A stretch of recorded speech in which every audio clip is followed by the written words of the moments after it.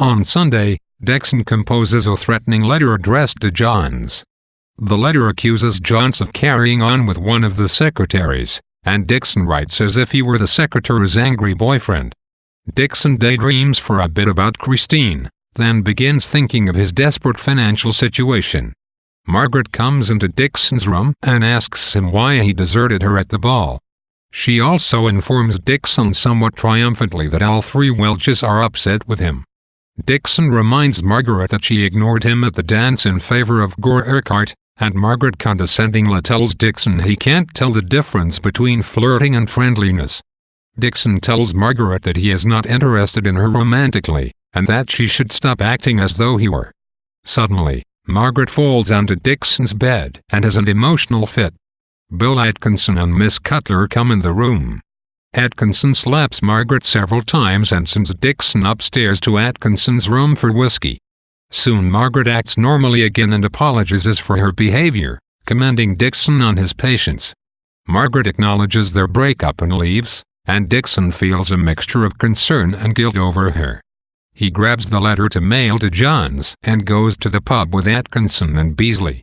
Dixon comes down to breakfast early on Monday so as to spend the full morning writing his Merry England lecture. Beasley and Atkinson come in, followed by Johns with his letter.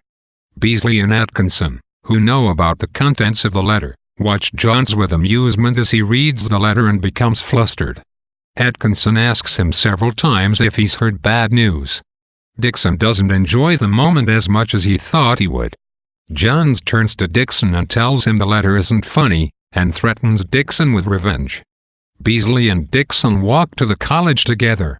They enter the common room and check their mailboxes, and in one of his academic journals Beasley finds a notice announcing that Dr. L.S. Catton has gotten a job in Argentina. Dixon panics slightly and makes plans to call Catton soon about Dixon's article. Dixon walks over to the music department to get a book on medieval music from Professor Barclay to pad the Merry England lecture with material Professor Welch will like. At the library, Dixon runs into Professor Welch, who gives Dixon a sheaf of papers containing titles he would like Dixon to check out for him at the public library in the city that day. Welch also tells Dixon to come to a meeting at 5 o'clock the next day, just an hour after Dixon is supposed to meet Christine in town. In Chapter 16, the scene between Margaret and Dixon makes Margaret's manipulative behavior even more apparent and ridiculous than it has previously been. Her comments to Dixon about Christine reveal Margaret's capacity for nastiness and reinforce a general alignment between her and the Welches on the issue social class. Margaret's fit of hysterics unsettles Dixon profoundly and somewhat reestablishes his desire not to rock the boat.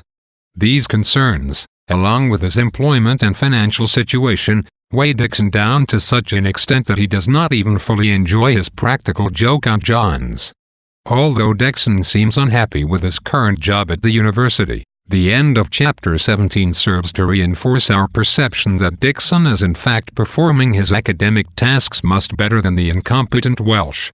Welch takes advantage of his power over Dixon to get Dixon to research basic topics that Welch should have full command of.